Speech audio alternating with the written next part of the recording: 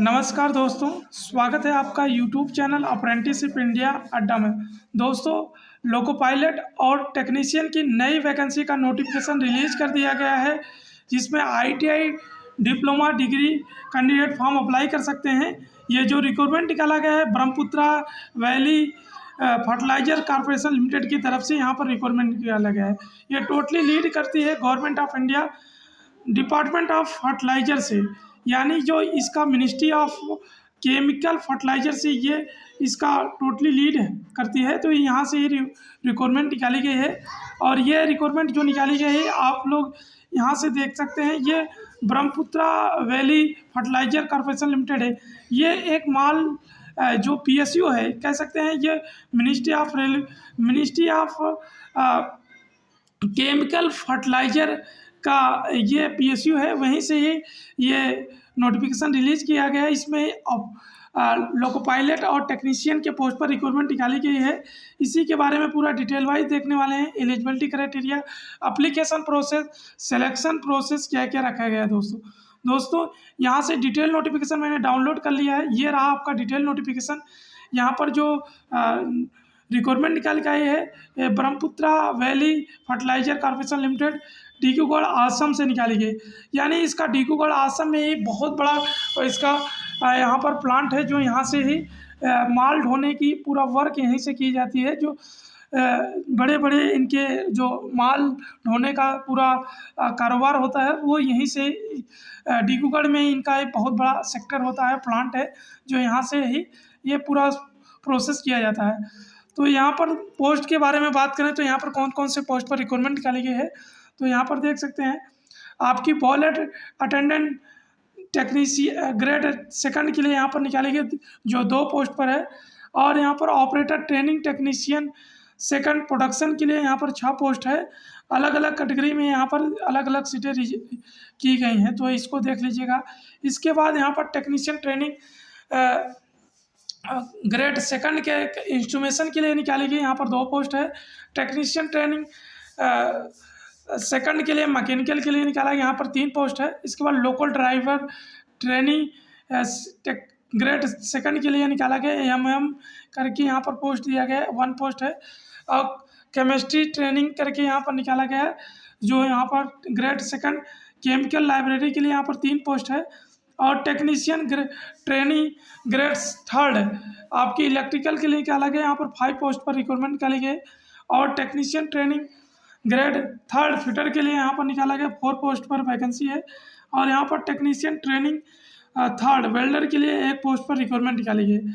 आगे यहाँ पर 1 पोस्ट और है जो यहाँ पर बताया गया है, मेंशन किया गया है केमिकल जो ऑपरेटर यहाँ पर जो ड्यूटी दिया गया है वो यहाँ पर मेंशन किया गया है। ड्यूटी आपकी क्या होगी, डिजिटेशन पोस्ट है operation and maintenance in plant rolling shift के क्लॉक वाइज यहाँ पर शिफ्ट वाइज यहाँ पर आपको देखने को मिलेगी।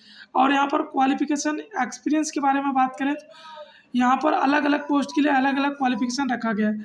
यहाँ पर boiler attendant technique grade second के लिए जो यहाँ पर पोस्ट निकाला गया है 12वीं पास होना चाहिए, प्लस आपके पास आईटीआई होना चाहिए। उसके बाद आपको यहाँ पर जो मेंशन किया गया है वो आपके पास नेशनल अप्रेंटिसशिप सर्टिफिकेट होना चाहिए। और आपको फर्स्ट क्लास आपके पास बॉयलर अटेंडेंस सर्टिफिकेट होना चाहिए, तो अप्लाई कर सकते हैं। और 5 ईयर का एक्सपीरियंस होना चाहिए। इसके बाद आगे की जो पोस्ट है यहाँ पर जो बताया गया है उसको आप लोग देख लीजिएगा। यहाँ पर भी पोस्ट है ऑपरेटर ट्रेनिंग टेक्नीशियन प्रोडक्शन के लिए यहाँ पर मांगा गया है। यहाँ पर डिप्लोमा 50% है तो अप्लाई कर सकते हैं। इसके बाद यहाँ पर अगली यहाँ पर बीएससी अगर आपके पास है तो भी अप्लाई कर सकते हैं। रेगुलर 3 ईयर होना चाहिए। इसके बाद आपके पास टेक्नीशियन ट्रेनिंग सेकंड इंस्ट्रूमेशन के लिए यहाँ पर बताया गया है आपके पास डिप्लोमा होना चाहिए 50% के साथ, फुल टाइम 3 ईयर का हो तो अप्लाई कर सकते हैं। इलेक्ट्रॉनिक्स कम्युनिकेशन इंजीनियरिंग में 50% के साथ तो अप्लाई कर सकते हैं।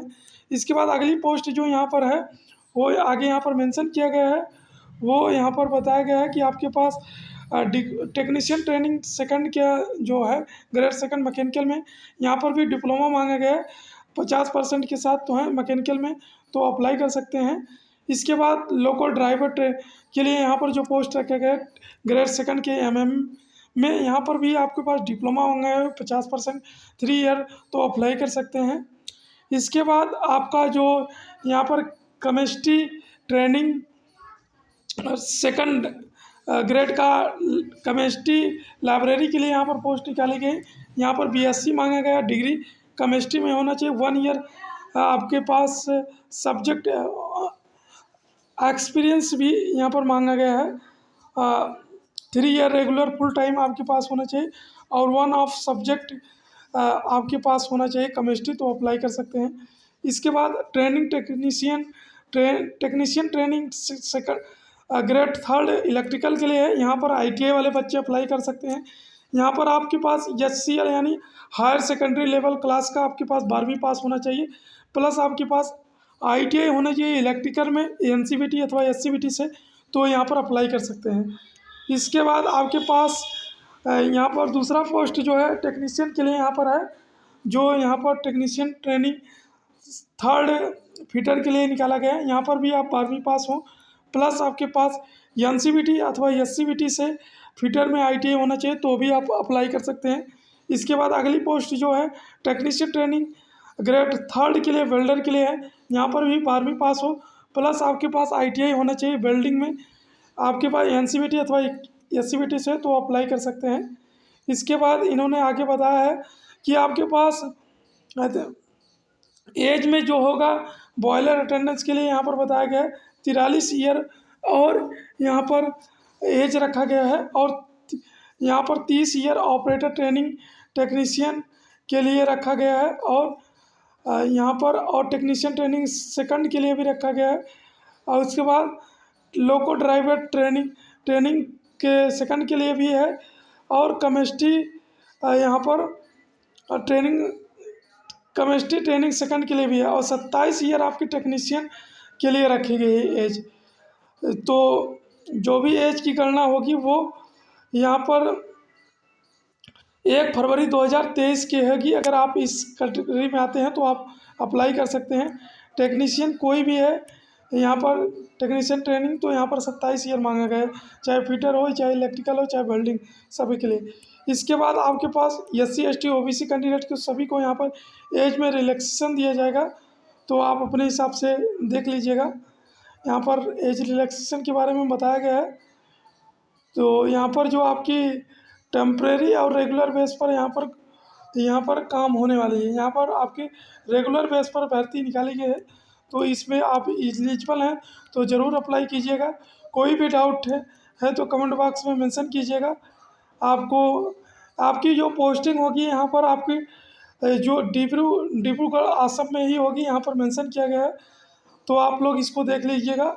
यहाँ पर आपकी जो एग्ज़ाम होगा कंप्यूटर बेस्ड टेस्ट होगा, वो वेन्यू यहाँ पर दिया गया है, इसको भी आप देख लीजिएगा। इसी की रिगार्डिंग आपका एग्जामिनेशन यहाँ पर होने वाली है। जो गवर्नमेंट ऑफ इंडिया के रूल रेगुलेशन के हिसाब से आपका एग्ज़ाम होगा, ऑनलाइन एग्ज़ाम होगी। CBT जो होगी वो मैंडेटरी है, यहाँ पर देख लीजिएगा। और लिंक आपको डिस्क्रिप्शन बॉक्स में दे दूंगा। आपको कोई भी डाउट है तो बेशक कमेंट बॉक्स में मेंशन कीजिएगा, आपको हेल्प एंड रिप्लाई की जाएगी। कोई भी डाउट है तो यहाँ पर पूरा पैटर्न दिया गया, सिलेबस वगैरह आप यहाँ पर देख लीजिएगा। अपने अपने ट्रेड की रिगार्डिंग यहाँ पर पूरा सिलेबस दिया गया है, इसको अच्छे से पढ़ लीजिएगा। डिस्क्रिप्शन बॉक्स में लिंक दे दूँगा। आपको ऑनलाइन फॉर्म कैसे फिलअप करना है इसके लिए भी आपको यहाँ पर एक लिंक दिया है, इस पर आके यहाँ पर फॉर्म फिलअप कर सकते हैं। जो फॉर्म आपकी स्टार्टिंग होगी वो यहाँ पर मेंशन किया गया है, उसको देख लीजिएगा। 15 फरवरी 2023 से फॉर्म स्टार्ट हो गया। लास्ट डेट यहाँ पर जो बताया गया है वो यहाँ पर मेंशन किया गया है, उसको भी देख लीजिएगा। वो आगे यहाँ पर मेंशन किया गया है, तो ये वाले में देख लीजिएगा। यहाँ पर 15 फरवरी से आपकी फॉर्म 15 मार्च 2023 तक रखा गया है। ऑनलाइन फॉर्म फीस पेमेंट के लिए 15 मार्च 2023 तक पेमेंट कर सकते हैं। कोई भी डाउट है तो बेशक कमेंट बॉक्स में मेंशन कीजिएगा, टोटली आपकी हेल्प एंड रिप्लाई की जाएगी। और आपको पहले तो यहाँ पर फॉर्म पर क्लिक करके रजिस्टर कर लेना है। जैसे आप रजिस्टर वाले पर क्लिक करेंगे तो इस तरीके से आपका फॉर्म ओपन हो जाएगा। आपको ये फॉर्म फिलअप करना है और यहाँ पर नेक्स्ट कर देना है, और इसके बाद आपको रजिस्ट्रेशन नंबर मिल जाएगा। रजिस्ट्रेशन नंबर मिलने के बाद आपको यहाँ पर रजिस्टर वाले ऑप्शन पर क्लिक कर देना है और यहाँ पर सबमिट कर देना है। रजिस्ट्रेशन नंबर और पासवर्ड डालकर सबमिट करेंगे तो आपका फॉर्म सबमिट हो जाएगा। धन्यवाद। Keep in touch.